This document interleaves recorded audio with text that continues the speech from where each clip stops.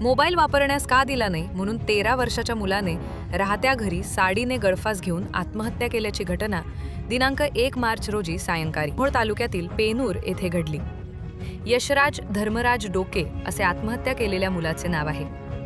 याबाबत मोहोळ पोलिसांनी दिलेल्या माहितीनुसार मोहोळ तालुक्यातील पेनूर येथे धर्मराज डोके हे कुटुंब समवेत राहण्यास असून शेती करून उपजीविका करतात।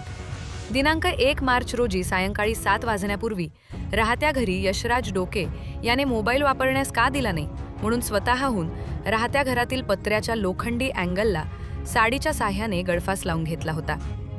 तो घराची कडी का उघडत नाही म्हणून कुटुंबियांनी लोखंडी रॉड घालून कडी तोडली। गळफास घेतलेला दिसला। त्याला तात्काळ पेनूर येथील खाजगी रुग्णालयात व त्यानंतर मोहोळ येथील शासकीय रुग्णालयात उपचारासाठी आणले असता डॉक्टरांनी तपासून त्याचा उपचारापूर्वीच मृत्यू झाल्याचे सांगितले।